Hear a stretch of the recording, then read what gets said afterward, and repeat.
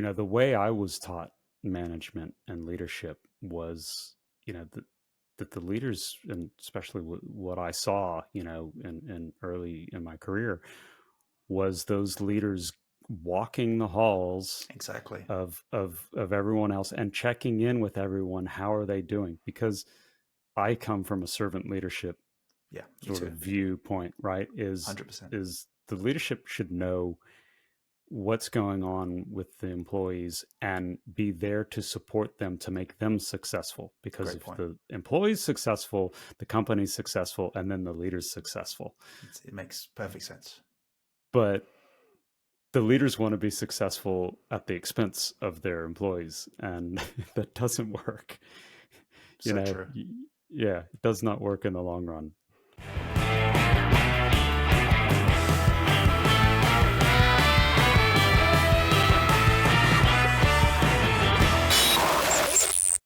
Welcome to the You're Doing It Wrong podcast. I'm your host, Christian. Today I've got Rohan joining to talk about change and comms and consulting, the three C's. So thanks, Rohan. Thanks for joining. Thanks for having me. Good to be here. Before we begin, why don't you give us a couple minute background on your experience in these topics? Yeah, sure. I am a change manager, project manager. I've been doing that kind of work for, well, quite a number of years. I started back in the 90s, believe it or not, as a journalist on newspapers. And I Hmm.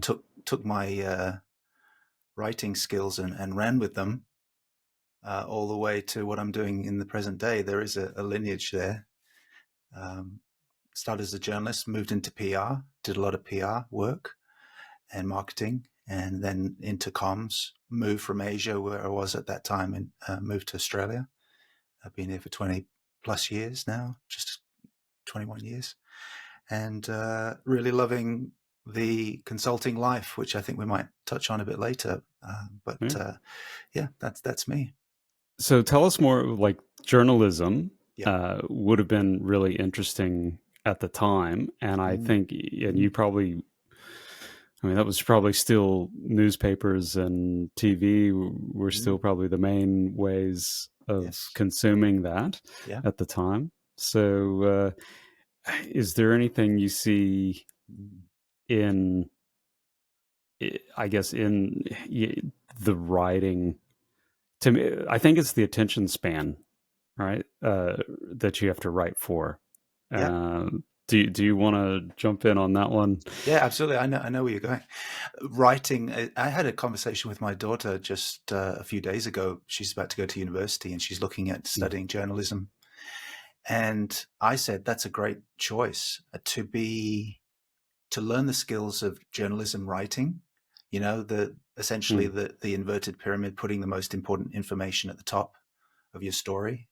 That's a skill that can be learned, and when you have to do it because you know you're doing it every single day, and the work that you're doing is being published every single day, you get good at it really fast.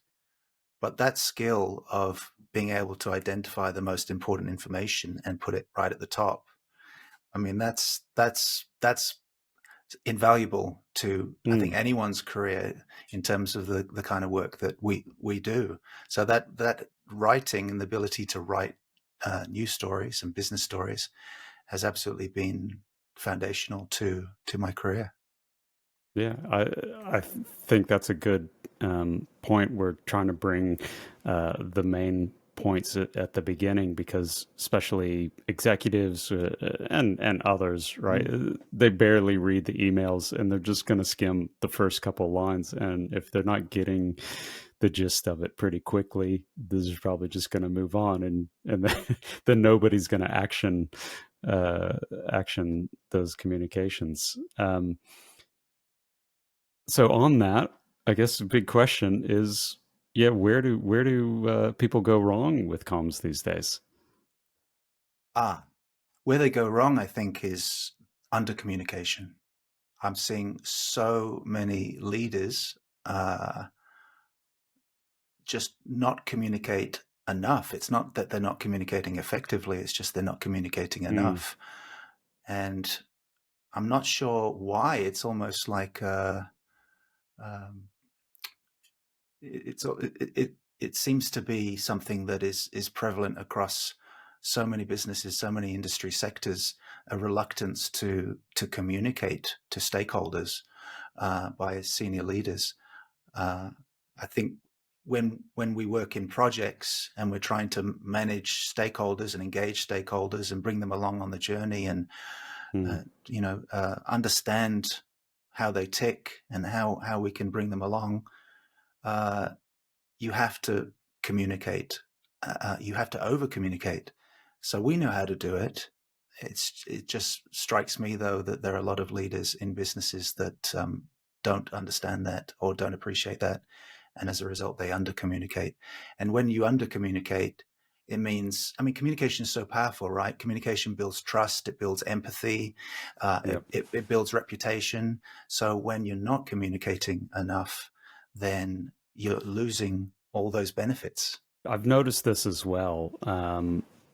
And I feel like leaders don't want to communicate when there's something bad happening, unless there's a major catastrophe that they have to communicate about. But if there's just things aren't going perfectly, they'll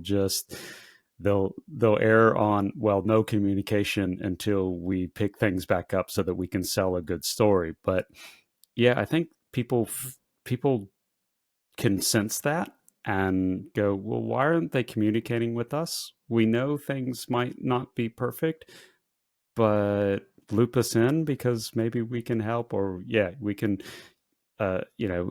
establish some empathy, for the leaders and what they're having to challenge to lead through. But yeah, there's just seems to be a reluctance, like I said, to communicate during those times.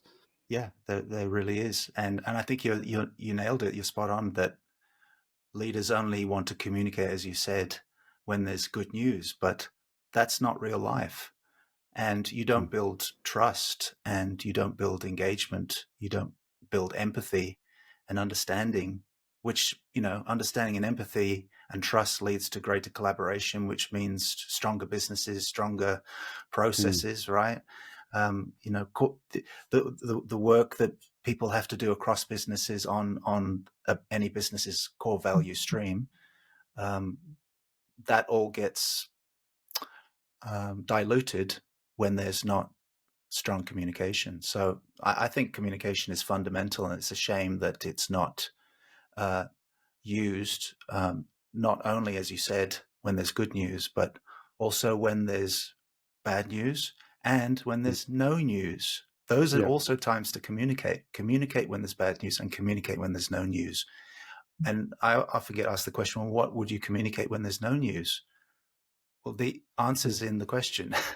You communicate that there's no news. Yeah. Carry on, but that's appreciated. That's appreciated by stakeholders. Yeah. I mentioned earlier around, the change in technology for, going from newspapers and television as the main sources. And we've moved into, email, and especially business comms going out via email. But since Teams and instant messaging has come along, have you noticed a change in business comms since then, or a change in the way teams communicate, um, or need to change from the leaders around how they communicate because of a change in technology? I mean, do people still want to use email? I don't know.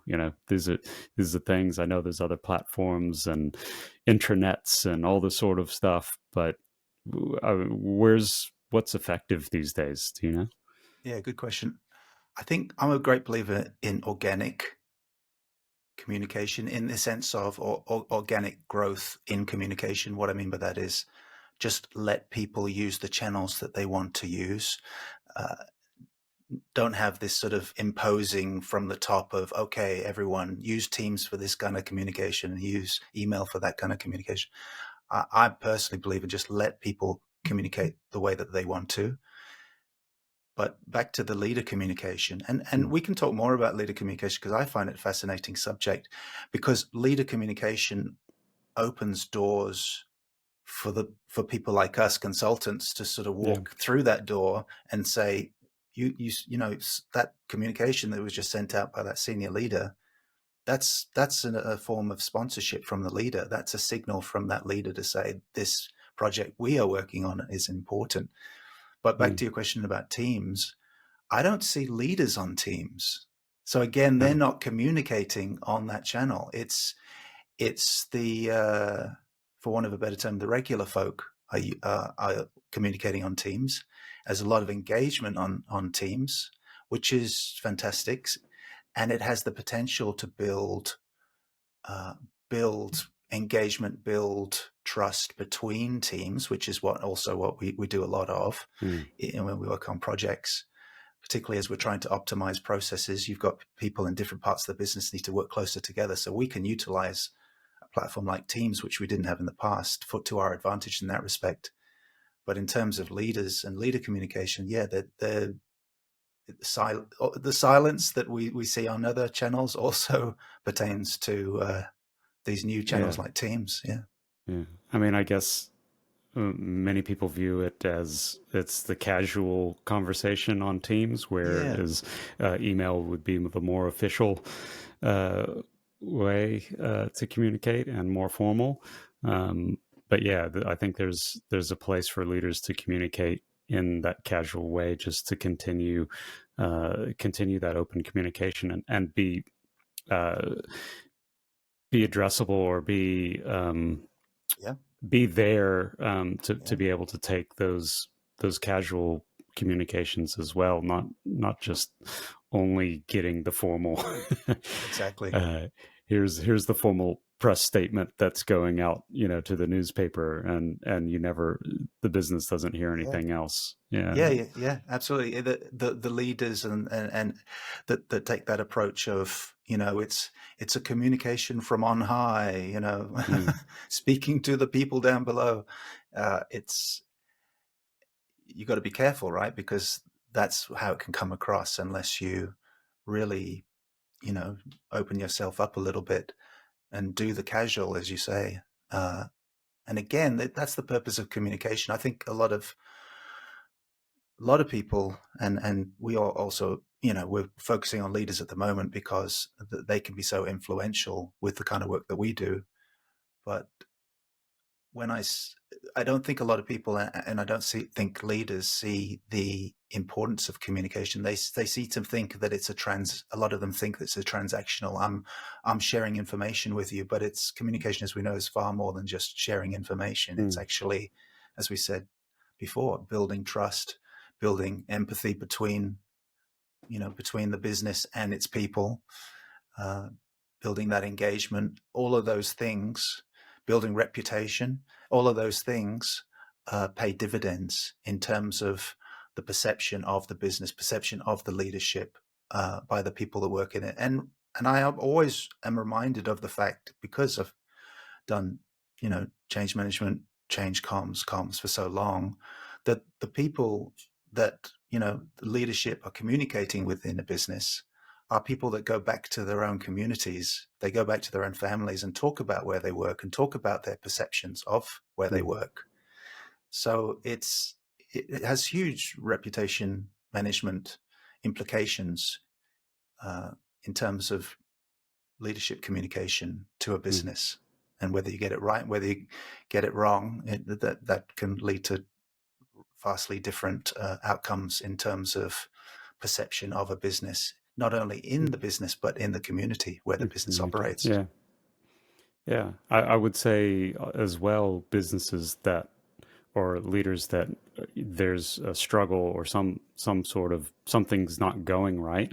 I Mm. think if you communicate that, you can really build bonds within the teams to rise to the occasion to say, hey, we're all, you know, we've got things that aren't going well. We'd really appreciate the support of, other teams that maybe can pitch in and help us out. And I think the bonds of the business become stronger to navigate through hard times and hard issues, versus if everything's just, you know, great all the time Mhm. and then nobody really cares. And I don't know if you're really building those bonds. The bonds are built, in the hard times.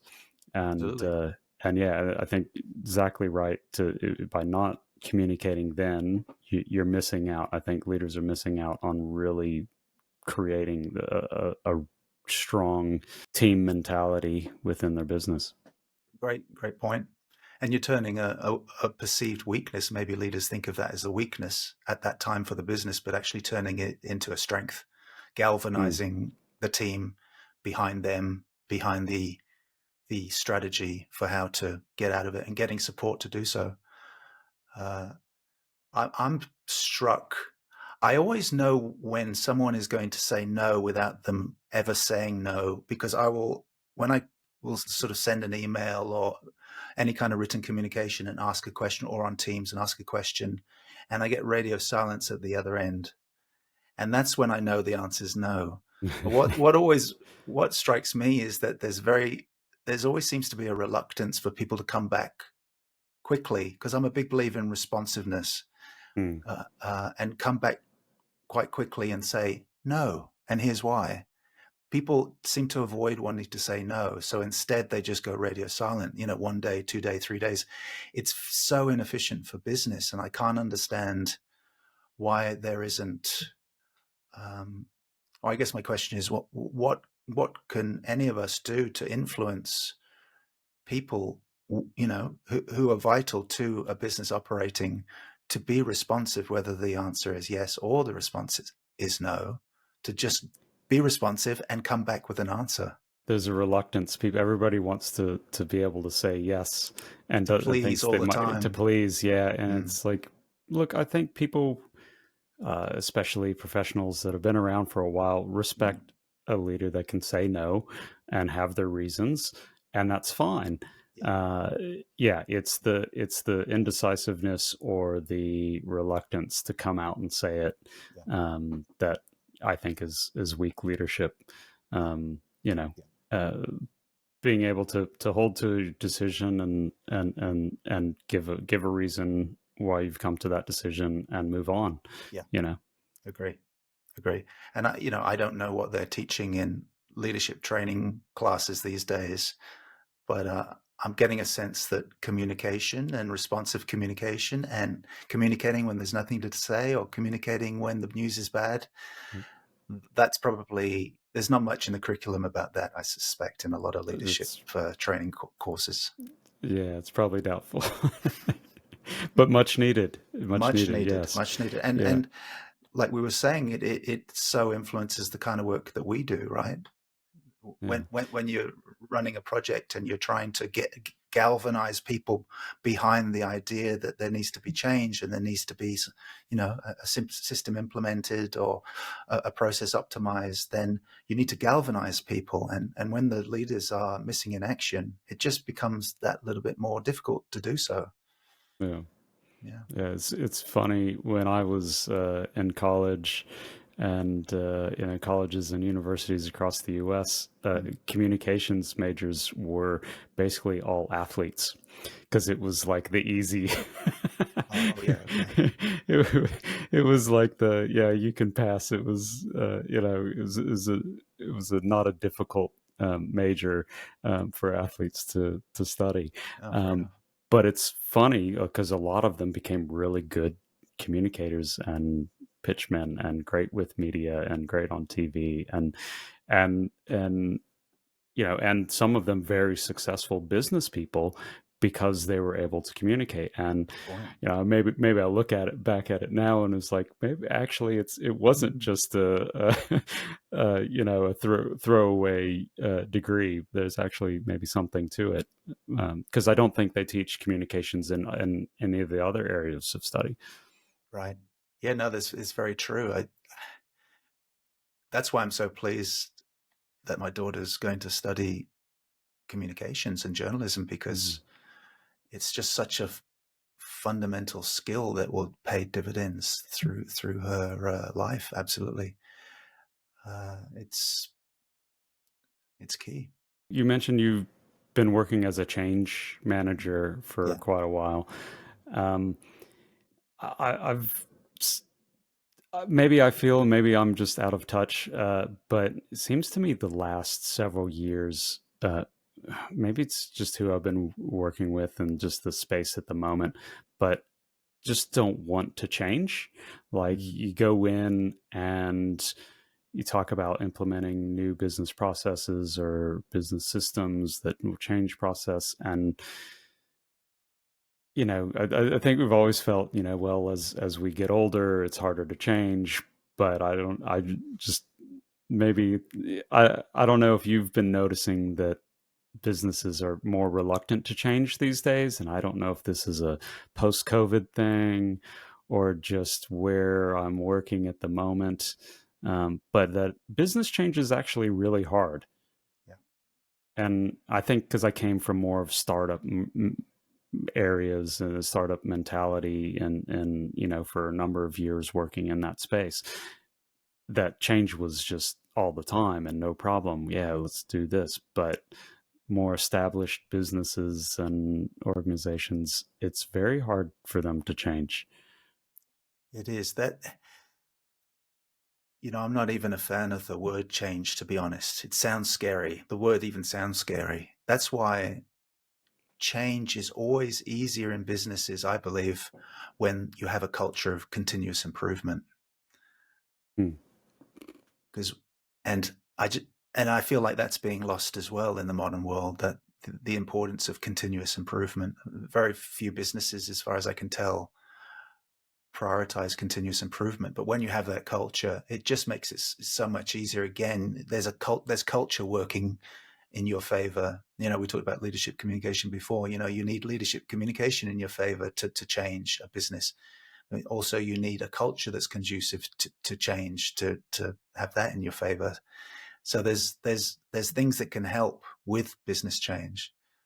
I think you're right. I think there is a growing reluctance to change, but I do believe that there are also many examples of change management being done poorly, and I'm I.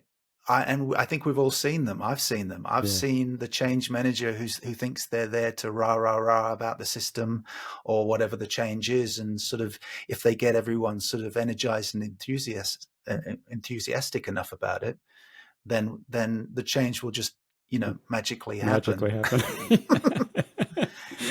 But everyone sees through those people, right? They Yeah. go, I'm not buying what you're selling. Yeah. um, and we know, we've had conversations in the past, and it's probably a good idea to have this conversation now or soon in terms of, well, what is good change management? What does that look like? And Yeah. to kick it off, I think change management has to include the person at the center who will experience the most change. It has to be about listening to what they need as part of the change. And change management goes wrong when they don't actually sit that person who Yeah. represent the people that the change will impact, and sit them down and go, well, what do you need? That's fundamentally, in my mind, good change management. Is you sit them down one to one, sit down with them and say, look, this is what the business needs to do. So there's a narrative around what the business needs to do. Again, that's a communication skill, Yeah. right? A leadership communication skill. But there's a narrative around this. But within the context of that change that the business needs to do, and that you can build that empathy and understanding for that change with the person you're sitting with, then saying to that person, but what do you need so that that change happens in a way that you're comfortable with and that you would be happy to support? Going to these people that have kept saying, and the business needs to change because their ways of working and their business process just doesn't work. But for some reason, somebody goes, hey, we've got we're going to go and put it in a brand new system and it's going to be the best ever. And when all they need is some very minor business process changes Yeah, that can exactly. happen really quickly, right? So there's maybe a new system along the way, down the line would be great, but there's usually business process changes that are very small that, a good, if you're really listening to those people, and maybe Exactly. that's the point, is they're not really Exactly. listening, they just want to sell something.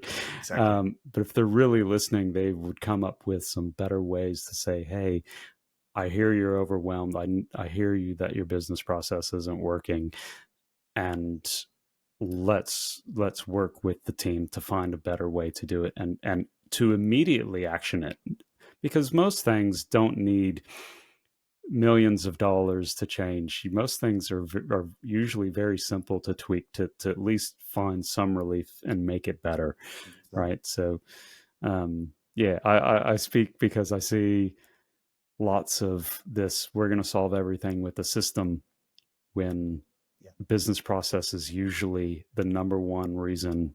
It's not the system's fault. It's, you're either using the system wrong or you're not using the system because you just have created these processes that nobody wants to change. Yeah. And you're not listening, like you said, you're not really communicating to those frontline people that are really most affected.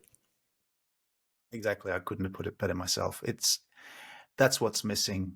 There seems to be in so many businesses a disconnect between the leadership, the decision makers, and the Mm, people, as you called it, in the front line, the people actually doing the work.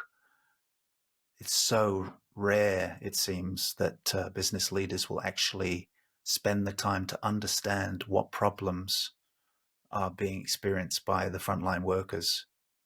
mm, In the core value stream of the business, and the leaders don't mm, actually know what the problems are, and don't take no, the time to learn. And as a result, they make decisions that are divorced from reality, as you said. yeah. It's, what is the Undercover Boss TV show, Yeah, right?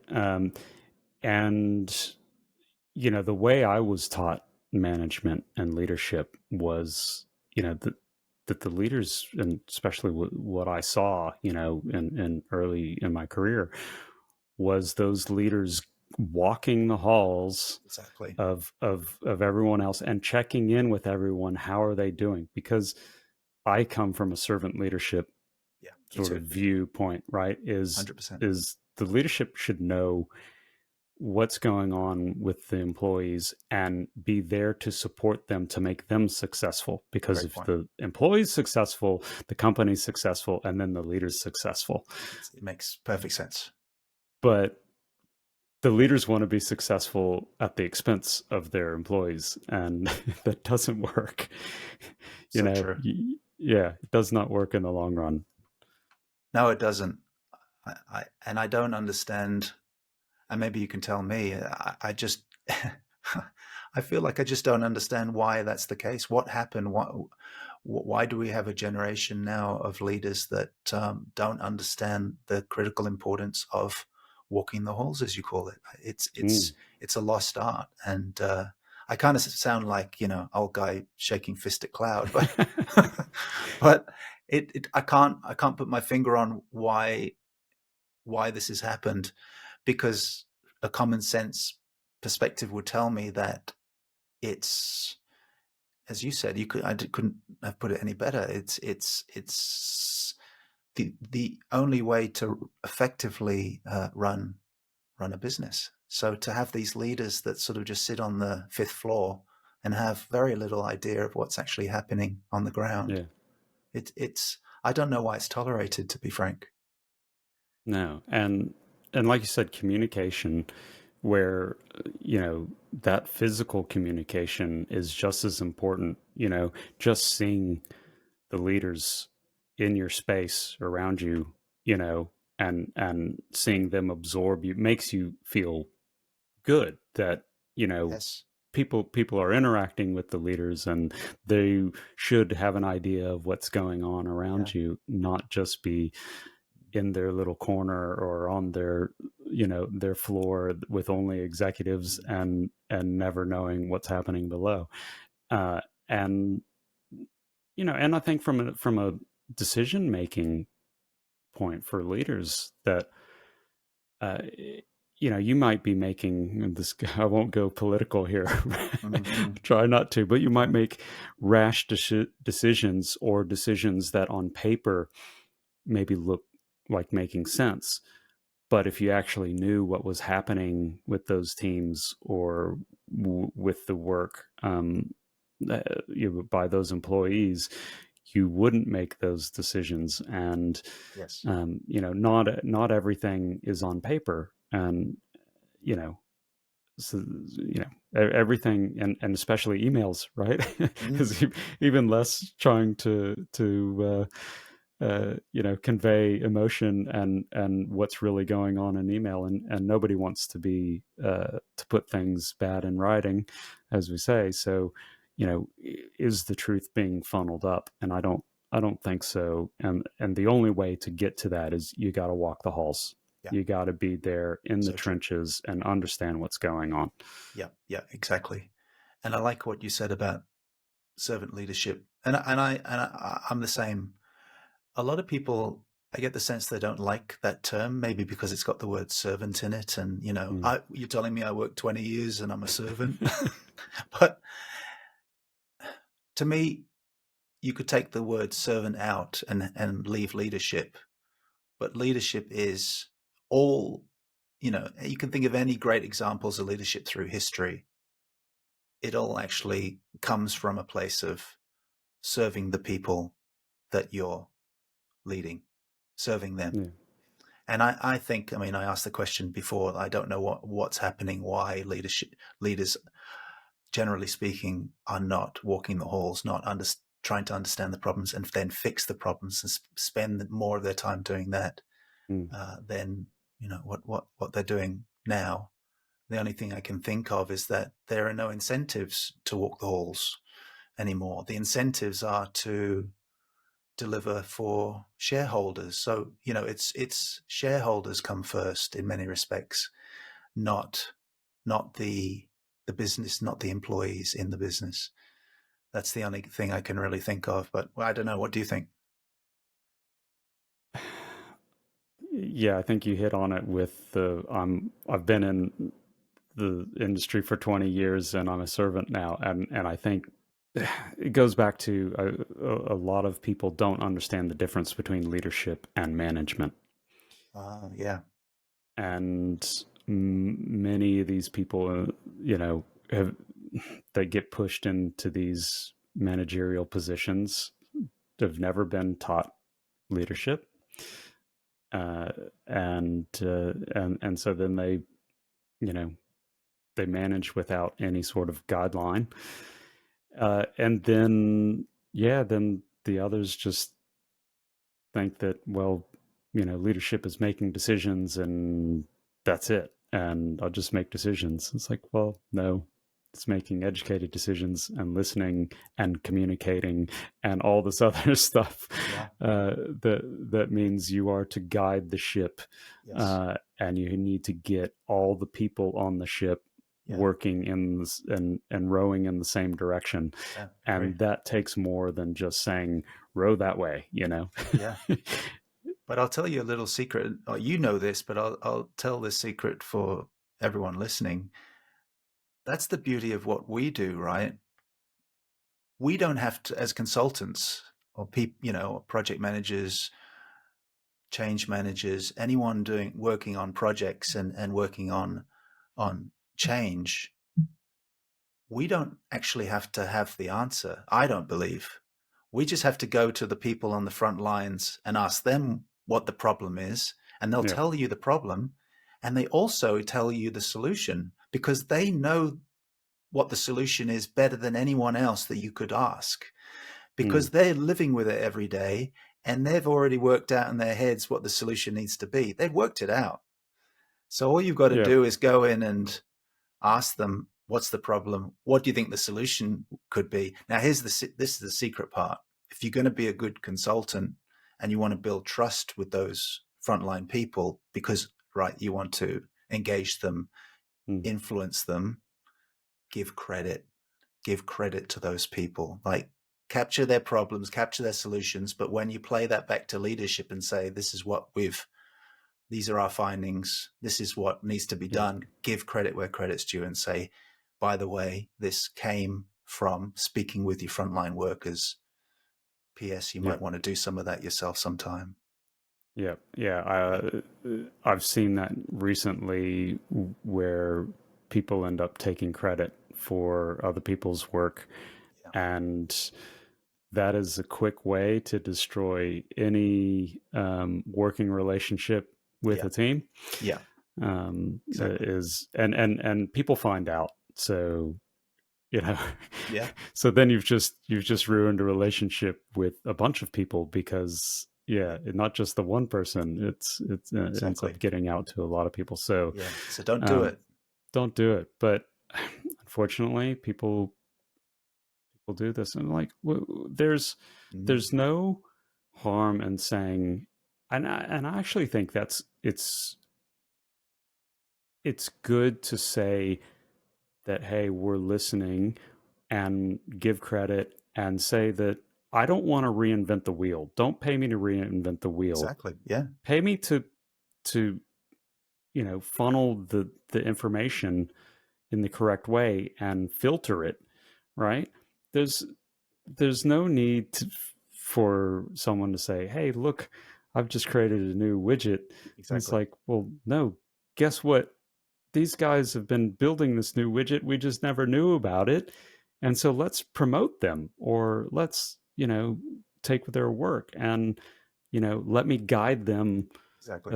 along the way a little bit better, because I think I can take this to the next level. But, it was these guys that started. You get everybody on board, Exactly. but But that's it's not what happens.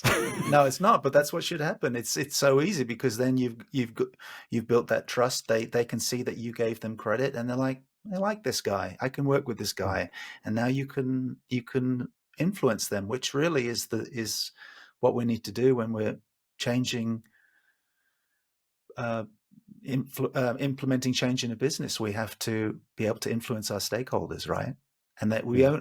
we can only influence them if they like us. So I've never understood this idea that you can just sort of, you know, rip people off and think that you can still be an effective change change Yeah. agent. You just can't. Just can't. Yeah. I, Yeah. yeah, I usually get in trouble because I tell everybody they're wrong because they do things like, taking credit for stuff Yeah. that they shouldn't Totally. have, Well, and and you're and right, and you should. so then they don't like me, but it's all right. It's all right if those people don't like me. Yeah. Yeah. I'm Exactly. okay with That that means you're doing something because right. yeah, Yeah. I mean, and by the way, we're capturing the problems and the solutions from the people on the front lines. That's not to say that we don't add value, if you will, right? yeah, Because yeah, because we're an observer, we see things that maybe someone in the front lines in their particular place in the process, they can't see the bigger picture. Well, we've been paid to look back and also see the bigger picture and put the jigsaw yeah, together. So we can make connections that they just can't, so that there is a value add for what we do. So I kind of think it's like 80% is comes from the frontline people, 20% are analysis and kind of mm, insights based on what we see given that we were looking at the end-to-end process. What yeah. do you think? Is it that's my kind of like back of an envelope No, equation? I think you're right. I think the problem, and where I see people use consultants wrong, is they just want a consultant to come in and make the decision and tell them what to do, Mm, even when they already know, but yeah. they don't want to make the decision. They want, you know, it's like, no, that's again poor leadership. Uh, you know, you already know. If you don't know, that's fine. Bring a Mm, consultant in and they can help you figure that out. But if you already know and you just want a consultant to make the decision so that you don't look bad making the decision, that's poor leadership. So Yeah, 100%. because the team will go, why did you pay this consultant tons of money when we already told you this? Like Exactly. it's the same thing. And then then that, you know, people then don't like consultants because they've been used improperly. Yeah. So Yeah. And then there's even more disconnect between the leadership and we should, the frontline yeah, people as a yeah. result. So yeah, just make some hard decisions. Well, make some decisions. It'll pay Make off. decisions. Yeah, Yeah. it will. Yeah, yeah. Walk the halls. Yes. Walk the Yeah. halls. Yeah. You've also been shifting your focus recently as well. Tell us about your new ventures. Oh yeah. Thanks. Yeah. It's pretty recent. Just started at the start of this year, 2025. I really enjoy consulting. And I say that because I have the perspective of having not always been a consultant, not always done this kind of work. And as we were saying, I'm a change manager, sometime project manager for IT or technical projects. And that's why I know Christian, but that's why I know you. But I haven't always been doing this kind of work. I was previously, sort of 7+ years ago, I was an employee.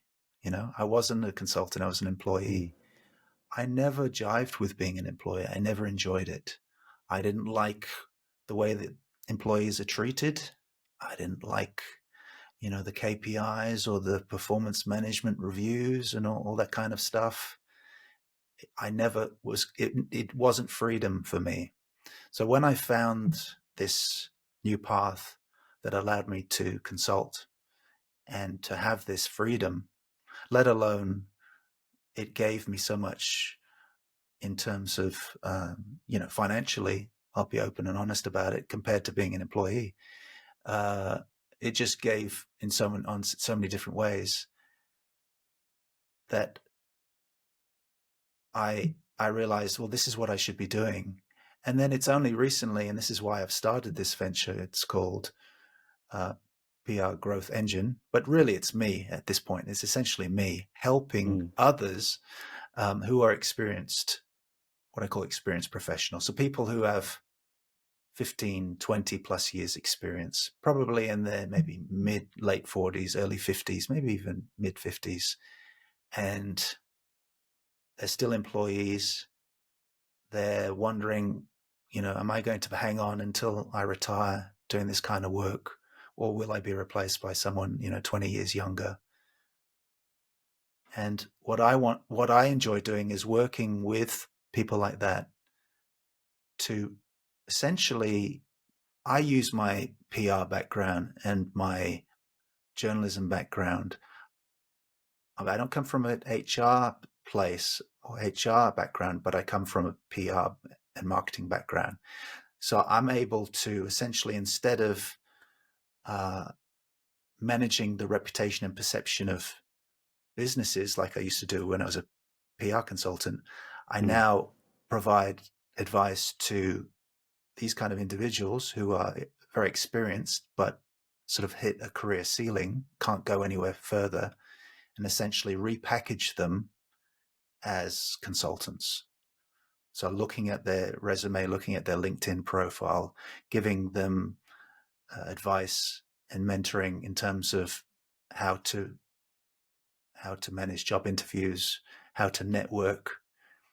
But it all stems from positioning them as something that's perceived as senior in the market, strategic in the market, and at a leadership level in the market, and taking them from what their perception of themselves probably is, which is, mid-level employee, to a high-level consultant who can be paid uh, at a much higher rate because they've been repackaged and repositioned at a much higher level. mm.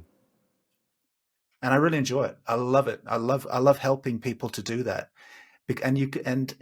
And what tends to happen is I'll share with them, basically tell, and I've just started, but I've had about 4 or 5 clients so far, and I've really enjoyed being able to help them to help them see themselves in a new way, and that they have 20 years of experience, and that they don't have to think of themselves as mid-level anymore. Yeah. They're someone actually who has so much to bring, so much to share. They just need to be repositioned and repackaged, and it's great. It's great fun. Yeah. I've always hated writing my own resume, Mm. and trying to write, cover letters about myself. That was always terrible because I'm not one of those people that really promotes myself. And I was, never great at networking and using LinkedIn and any of that for years and years. And, um, I had close close group of friends, and that was it. I didn't really do the whole networking thing. And Mm.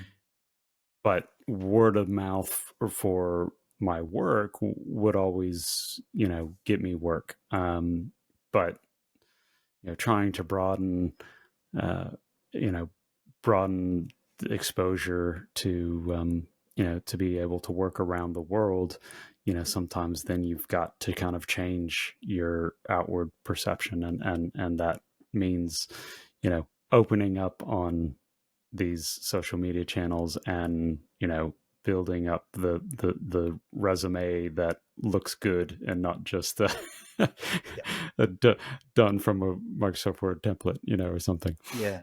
But it's all done. What I say to my clients is, it's all done from a very intentional place. You're very Mm, intentional about.